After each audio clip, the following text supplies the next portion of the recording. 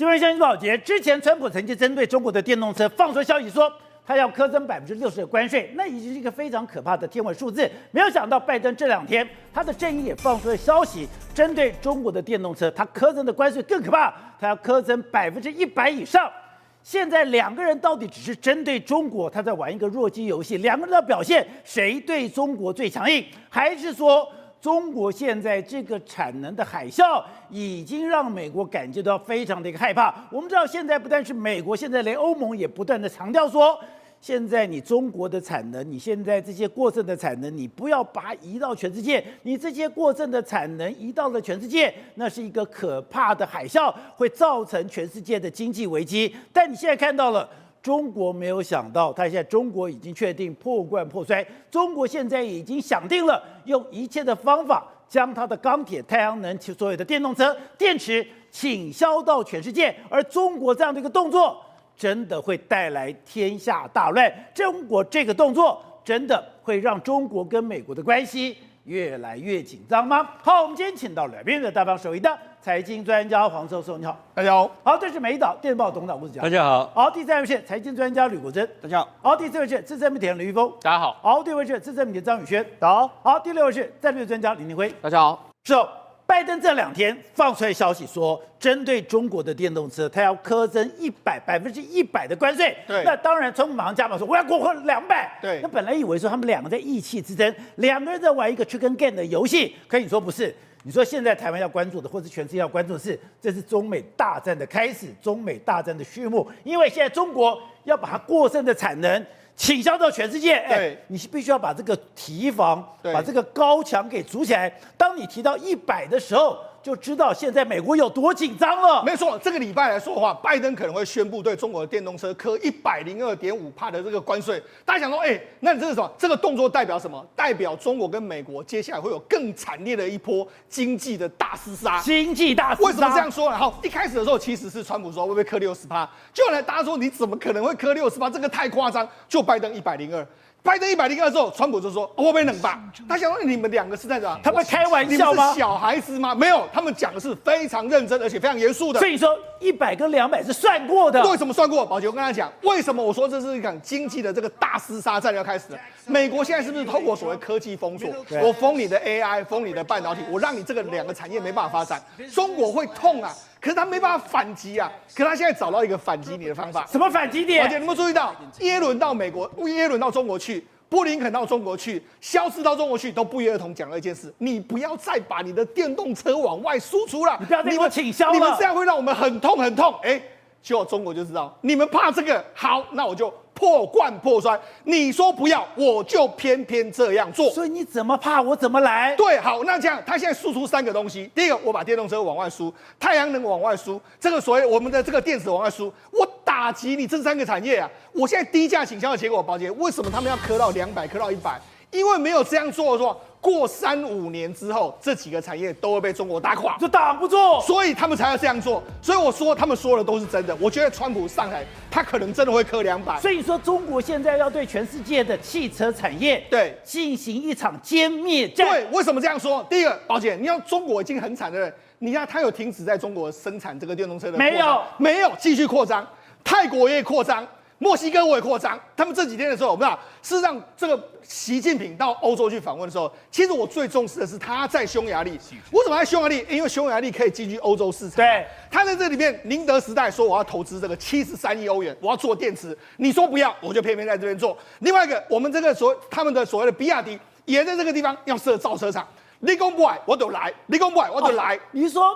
这个东西重要在全世界已经告诉你，你不要再搞了，你不要再生产了，你不要再外销了，你已经把这个全世界的市场跟架构都已经打乱了。对，就没有想到他不但没有停止，还跑去匈牙利。对，那你说他只有去匈牙利吗？他墨西哥、泰国都去了。德国说你不要了，结果他还继续这样生产，所以就告诉你，他现在的武器很简单。你美国封我的高科技没关系，我就用产能淹没你，所以我才说接下来是2边的大对决才正式要展开。可是那个产能的外销有这么可怕吗？宝姐，当然非常可怕。为什么这样讲呢？事实上呢，川普呢，他这几天刚好有个大造势的晚会，大造势晚会有10万人在那个地方，就那10万人在那个地方的时候，你知道什么时候讲的大家最开心吗？就是说川普就说，我准备要在这个针对中国在墨西哥的生产的车辆科200的关税的时候，在墨西哥生产的，大家要嗨成一片啊！所以显见呢，这个议题来说，在这一次的总统大选里面，已经开始慢慢的发酵之中了。所以说，现在中国最大的问题是，它现在的所有的国内全部通缩，是它现在的基础建设，它现在所有的房地产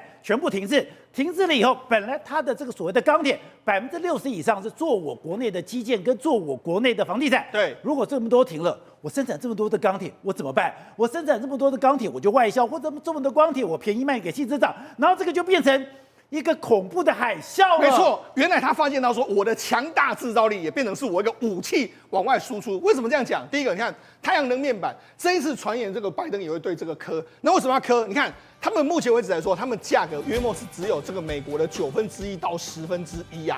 这个便宜的价格，你这个我不是说吗？中国都还拿这个来当围礼啊，因为太便宜啦，所以这么便宜，然后你说美国怎么挡得住？你说中国的太阳能板只有美国生产的1/9价格，好，我再磕1倍好不好？那还是我的1/4啊。所以说这个对美国来形成非常大的压力啊。好，那除了这个之外，钢铁也是一样啊。事实上之前呢，美国已经对钢铁跟铝已经课过关税，问题是它的价格还是很便宜啊。它现在啊。它输出到海外去了，比你美国生产的便宜1半以上，还便宜。对啊，那你怎么办？好，那另外一个就是什么？我们电动汽车，电动车来说也是一样。电动车来说，我就讲，他们目前为止来说，他们想办法不断往外输出，他们的价格还是比你便宜非常非常多。他们的电动车，譬如说比亚迪的一款电动车才2.4万，约莫是77万，然后抢进这个巴西，就变成。跟这个特斯拉对打，特斯拉一台要多少？要5、6万，所以等于它价格比你便宜这个2.4万1半啊！所以你知道事实上为什么在全世界都掀起一个风浪？甚至这个比亚迪在这今天放话，他说我在2030年我要成为欧洲最大车厂，我要赢过福斯，我要赢过史特兰蒂斯，我要赢过特斯拉。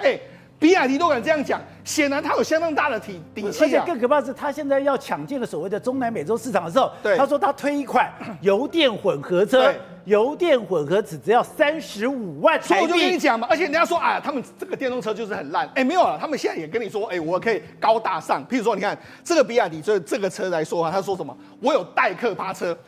你只要按一个键之后，我就可以自己去趴车，你就不用担心，他就自己去趴车的一个状况。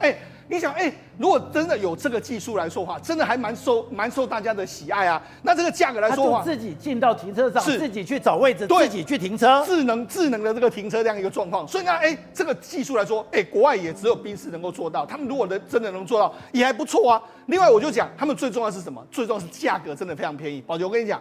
他们现在中国的最便宜的电动车叫50宏光，它的电动车这样子一个状况，一起带多少钱？多少钱？36万，16万。好，如果你假设这台车输到美国去30万，你加课100%吧。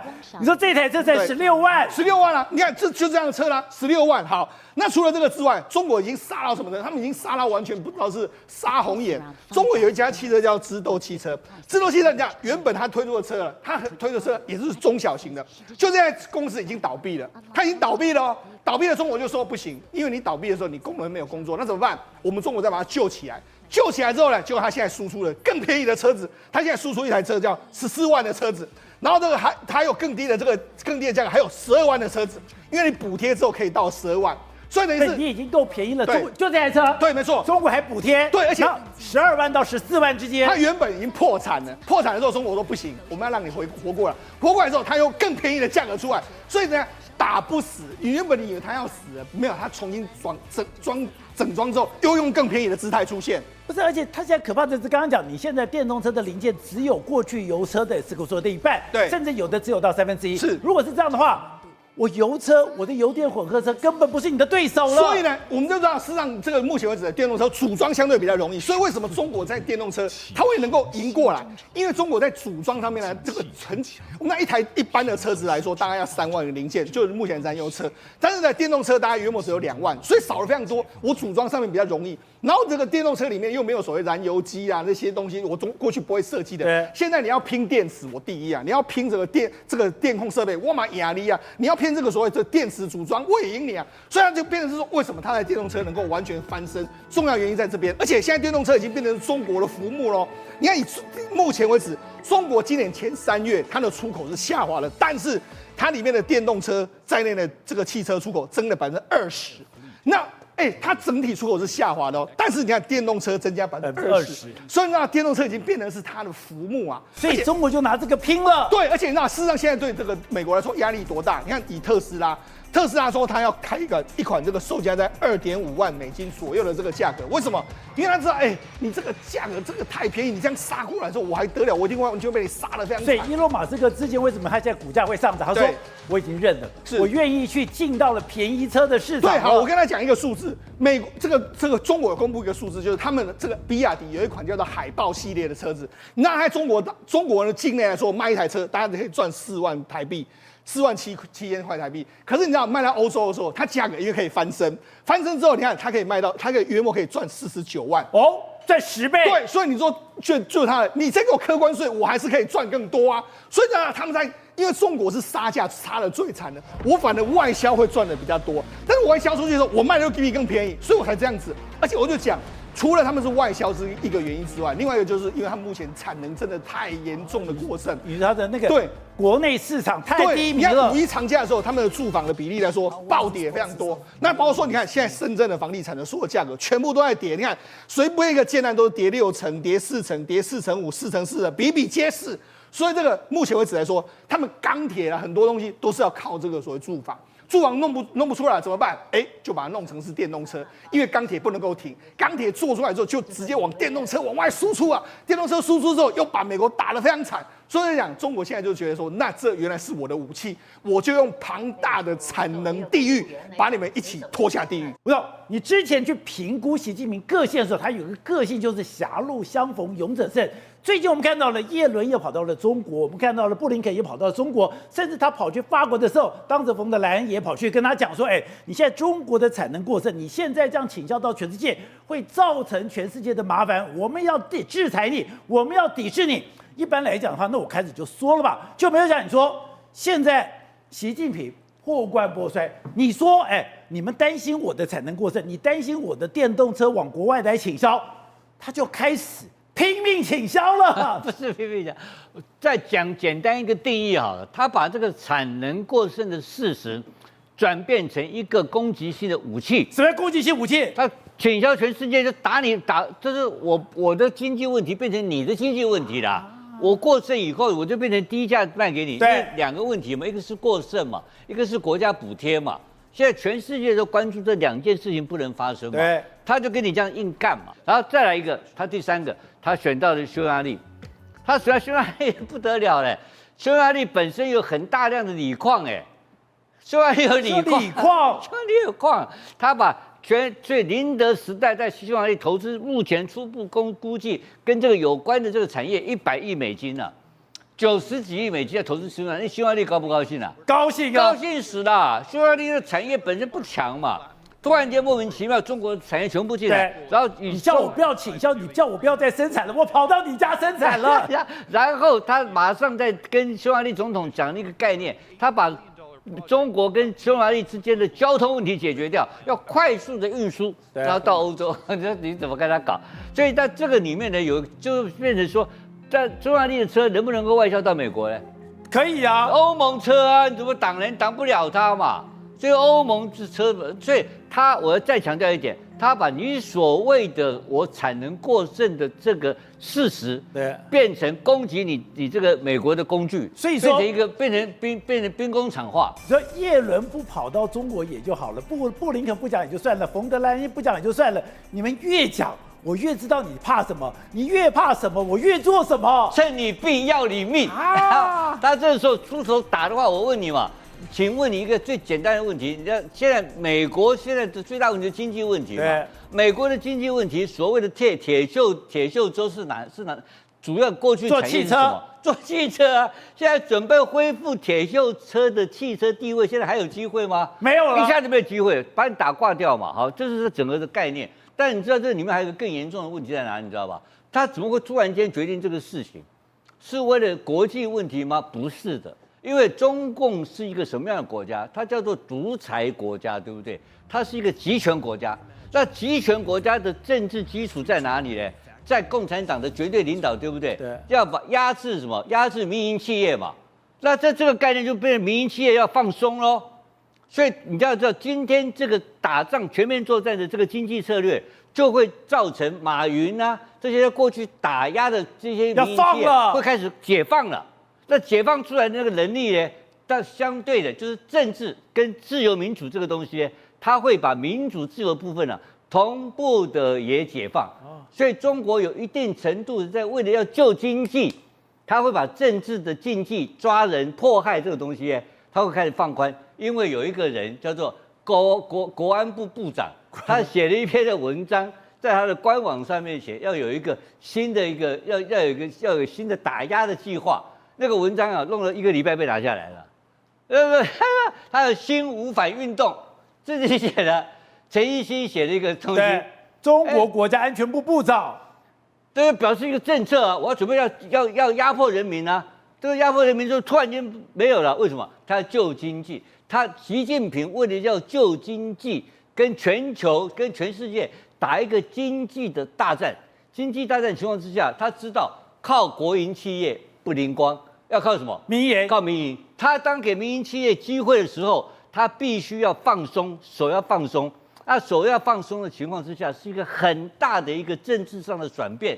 这个转变会影响到台湾，所以他对台湾会有一段时间的不会打压台湾的蜜月期。他有一段时间，因为他为了要经济，所以他对台湾来讲的话，会给我们客气一点。对，我们常讲，你有你的阳关镜，我有我的过桥梯。现在美国是用什么？我用科技的封锁，然后拉帮结派封锁中国。你说中国现在就真的，像吴总所说的，你越怕我产能输出，你越怕我向全世界倾销，我就知道你的痛脚。那中国现在也不怕全世界来制裁我，他真的这样硬干了。对啊，为什么美国政治人物都在警告中国说你的产能过剩，产能过剩？奇怪，中国人想说我产能过剩关你什么事？我就是制造成本低啊，我就大量的卖到国际社会去啊。结果没想到这个变成中国一个对付美国的一个工具，你知道吗？真的是吗？是啊，因为以往美国来讲的话，它就是什么限制中国的未来的高科技的产业，对不对？那中国就从低端的部分下手，怎么讲？把你整个基础，把你整个工业来讲全部搞烂嘛。他其实在告诉拜登跟川普一件事情：我今天习近平不是在怕你，我今天为什么要到欧洲去？我今天去做这些事情，我今天拉帮结派，我也是拉了俄罗斯，我也是拉了这个匈牙利、塞尔维亚这些国家，目的就是在告诉你，我说我转另外一个方向。你知道现在中国大陆的网络上在讲什么事啊？他们讲什么？不要弯道超车，他们要换个赛车场，他们要换另外赛车场跟美国来比赛，因为你玩你的，我来玩我的，也就是说分道扬镳，两边的世界是不一样的。那这时候他们不想跟美国叫做弯道超车，因为没意义了，因为你掌控了所有高科技业嘛， 对不对？但是你掌控高科技业，我就不跟你玩这个东西，我就跟你玩基础的工业。基础工业是什么？就是像电动车、大量生产，然后把你这个所有的产业击垮之后呢，我再来收散，因为它总体经济真的拉不起来。国内消费拉不起来，国内太惨了吗？外资大逃，然后政府的这种所谓的我们讲铁公鸡，它已经到了一个极限，它无法再做下去。所以为什么这个总体经济学什么 Y 等于 C 加 I 加 G 有没有那种概念来讲的话，中国现在完全玩不通的情况之下，它只好另辟蹊径，另外做一个东西来跟美国对这个斗争。不是，我们刚才看了，现在中美之间针对这个电动车开始有一场大战，一个是吧，我要倾销进去，一个是我要拉高这个关税的这个提防。可你说为什么大家现在对电动车这么在意？除了汽车产业之外，原来电动车的工厂是机器人最好的练兵场。如果我在电动车工厂生产制造上输了，接下来我在机器人上面我就会输了。现在如果你看到了美国的工厂，你看到中国电动车的工厂，你已经可以看到很多机器人了。对，汽车本来就是一个庞大的火车头的工业，汽车用掉大量的人力，可是新的汽车技术已经不是单纯的只在用人了，而是把电动车相关的技术用在里面，尤其是美国跟中国都已经把人形机器人，而不是工业用机器人用在电动车上面的。特斯拉是跑最快的，特斯拉已经实验所谓用机器人在装它4680的电池，甚至在它的工厂里面，机器人已经可以就这个。对，这是特斯拉的机器人，然后这个是特斯拉的电池，它用机器人来装电池。对，它必须要在容错率很低的状况下，精准的把电池放在它的对的位置上。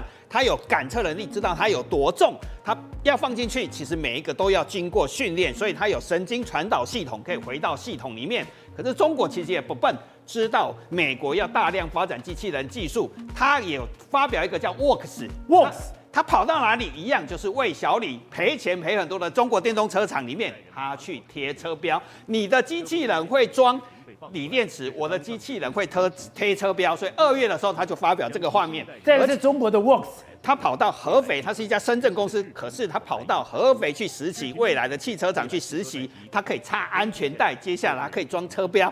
注意哦，这都是非常细的工作，他必须要感测能力，对，还有3D 他感测，可以装安全带，他在插安全带，检查安全带是不是有做好，然后接下来他会去贴车标。力量要刚刚好，所以马斯克一开始是训练什么？让他拿鸡蛋。你以为机器人拿鸡蛋很容易吗？鸡蛋会破掉，如果力量感受错的话，你还有感触系统，你要回馈说，我今天拿到东西会不会破掉？所以每个动作其实都是经过 AI 人工训练出来、累积出来。他现在在挑零组件，所以他有办法自己在工厂里面挑零组件，而且走来走去，去真正的在工厂里面做实验。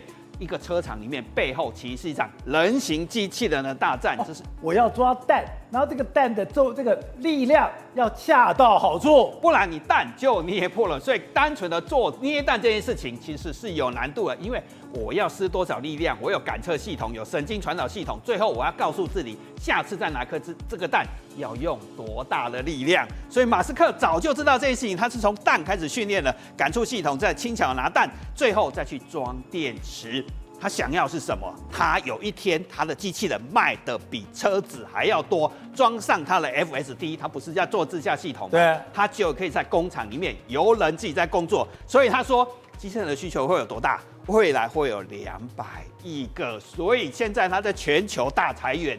美国的工厂还要罢工，还要加薪40%，以后都不用了。还用机器人？我最快2025年，就是明年，它已经要进入商业用途了。也就是说，车厂的车子是机器人做出来了。不是，我的等一下，我的车厂基本上已经全部自动化了。我在全部自动化的时候，我需要人去做一些细部的动作。现在伊隆马斯克居然要用机器人做贴标这些细部的动作。交给机器人，因为我们做衣服的话，像我们会传唤台商做衣服的话，布是软的很难，所以当机器人做钢铁、做汽车其实是非常快的。可是下一步就要训练它会折衬衫、缝衣服，下一步还不是只是在车厂里面做，而是它会制造跟服务业的工作。都会有机器人，甚至未来还有军事用途，这个我们还不知道。但是它已经开始把人形机器人运用在车厂了。但中国知不知道？中国当然知道啊，所以他在去年年底12月就扶植一家深圳公司，他就在扶植比亚迪、扶植无人机的大疆一样，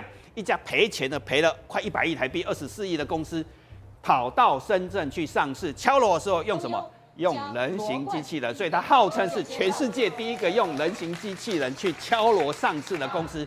证明一件事情，我要扶植人形机器人，我要在这场电动车大战里面大量引进人形机器人的大军。他有得拼吗？他厉害吗？我只要车厂，我便宜生产，我这个薪水又不用钱，我只要把机器人做出来。中国现在最不缺的是什么？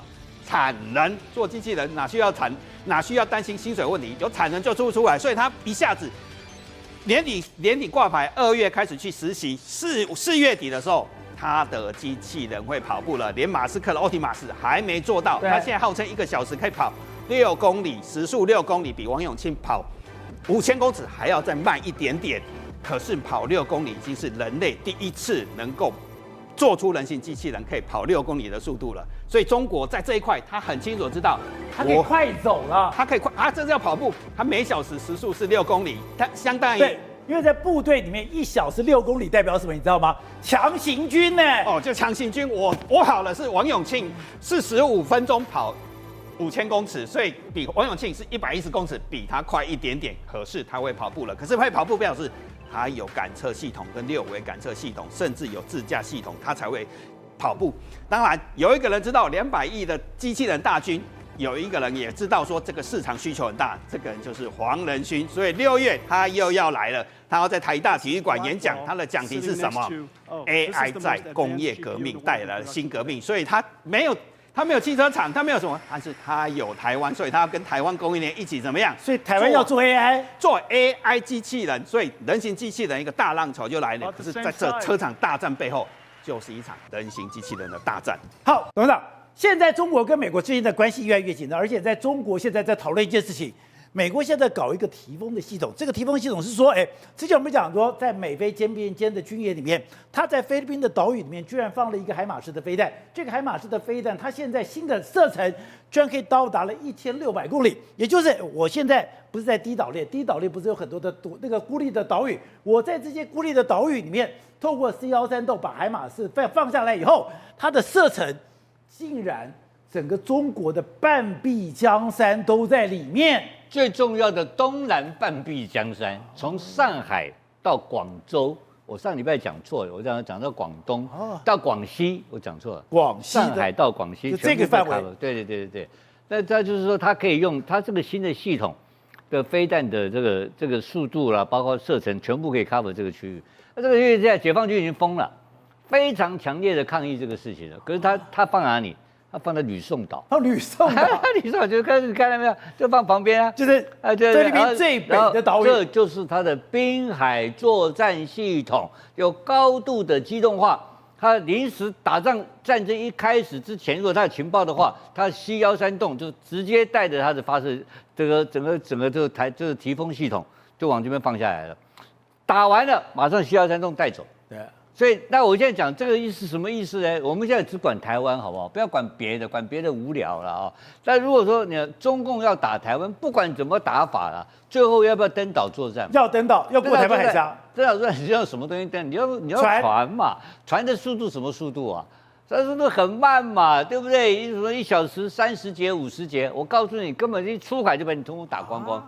就很简单啊，这部分完全在他的射程范围。你打内地也可以啊，他上海他也可以攻啊。你所有的基地，你所有的有可能的出发点，都通通可以把你封锁掉。所以现在他这个系统已经开始有经过最近的肩并肩的演习的时候，他做了一个48小时的演习。在外面他没有很嚣张的，但是中共的解放军有针对这件事情提出一个抗议啦，认为说你根本是冲着我来的，他当然是冲着他来的嘛。因为在这种情况之下，他变什么样的情况你知道吧？他就不需要动用航母了。这是第一个东西。然后他 A2AD 就没用了。我告诉你，他还有一个更荒谬的一个、更夸张的一个构想，目前听说在实验中了。怎么样？他在收集一堆所谓的海上钻井平台。他把海上钻井平台也可以临时变成飞弹发射平台，因为川普手上，川普是第一个，因为他本来有中岛合约，跟俄国有中岛合约，要停止发展所谓的中程导弹。现在川普从2017年通通把它毁约了嘛，毁约之后一大堆这种中程导弹通通跑出来了，都是1600公里、2000多公里左右的东西啊。全部是从川普之后研发出产品，现在陆续完成战备，这可怕在这里。说美国还在发展中程导弹，全部都中程导弹，所以现在看到这个东西了哈。所以我刚刚讲，它包括它的考量到，连你想想看，如果说有这种海上钻井平台已经老旧的，它把你改装完了，成本很低啊，就把你拖船，把你拖到旁边来就可以了。一拖到哪什么距离都可以拖啊，他拖完他就走了，他军舰就离开了，那上面就变成一个发射平台啊，他这样可以发射，就他可以发射飞弹，就可以打你啊，这么所以他想出很多无人化的方式来攻击解放军有可能的攻击嘛。那你不管怎么讲，你起码你打台湾要有50万的部队要登陆台湾、占领台湾才有意义嘛。否则的话完全没有意义。你不能够占领台湾的话，所有一切的战备工作都是浪费。因为你如果说很多人现在我看到有很多台湾的专家在讨论说它可以封锁啦，它可以包围啦。那封锁包围完以后，那是不是等着美军打它？不可能嘛！他一定是在最短时间之内，3天4天之内马上把台湾占领了嘛？他就有快速占领台湾，是他唯一的作战的可能性。但是这个作战可能性里面，他必须要掌握的海优跟空优嘛。那现在这个情况没了，通通没有啦。老美厉害得很，而且老美没有动到半个人。然后所有他没有固定的这种所谓的作战基地嘛。它没有固定的东西让你能够挨打的可能性，它不会用航母跟你打。所以整个大的作战的概念啊，美军在西太平洋作战概念现在变得很清楚，非常有效的封锁解放军在第一岛链之内，你根本就逃不出来。政治观点、独家内幕、国际趋势、财经焦点，重案解密，火线搜起，全方位爆内幕，话题不设限。我是张道和。周一到周五关键时刻，周六周日决战关键，等你来上线。